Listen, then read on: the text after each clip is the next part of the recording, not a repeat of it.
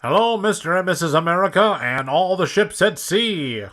This is another editorial segment. But first, let me tell you about our sponsor. This segment is being brought to you by the U.S. Constitution and the First Amendment. This amendment was rated number 1 by the framers of the Constitution and has been successfully used by millions of Americans for over 200 years. You can learn more about the Constitution and other important historical writings by visiting archives.gov. That's archives.gov.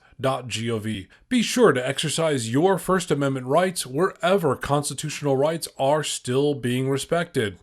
All right, on to today's editorial segment. Now bear with me for a moment because I've got to give you some data first. Salmonella. The CDC estimates salmonella causes about 1.35 million illnesses, with about 26,500 hospitalizations each year. E. coli 0157 causes 73,000 illnesses in the United States annually. Norovirus. For this alone, there are nearly 2.3 million outpatient clinic visits annually, mostly in young children, 109,000 hospitalizations, and 465,000 emergency department visits, also mostly in young children. Adenovirus. The CDC reports nearly 2,400 cases of human adenovirus were reported in the 50 states between 2006 and 2016, which is the most recent period for which the data was available. If all those aren't bad enough, then there's hand, foot, mouth disease. The CDC estimates 10 to 15 million symptomatic cases of HFMD each year in the United States. So what do all of these have in common? Well, each of these can and do get spread from human to human through human feces. So why am I bringing this up now while the nation is still gripped by COVID-19? Isn't coronavirus enough disease to worry about? Well, I would like to think that it were. But recently I stood at the restroom sink of a private business, having just made use of the urinal, and I was washing my hands with soap and water, and dutifully wearing my mask, as was requested by the private business and the county-wide government mandate.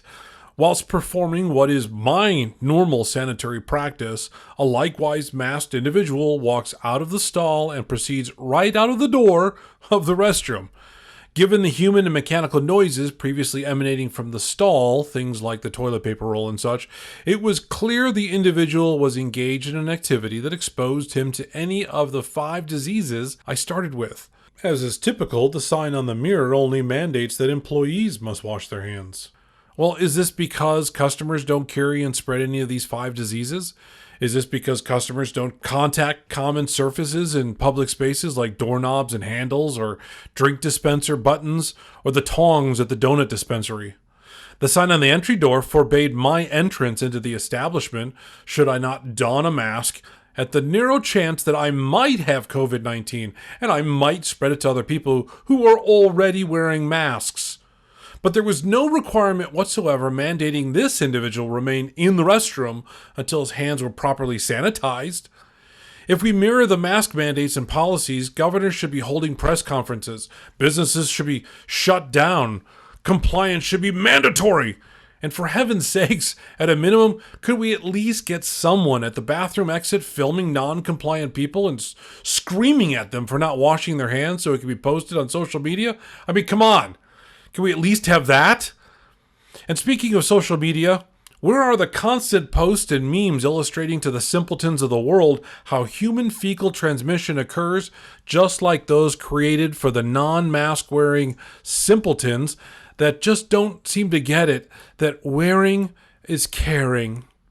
I specifically only listed cases, hospitalizations, and such for these diseases, purposefully leaving out actual deaths. The CDC states that tens of thousands die every year from these 5 diseases.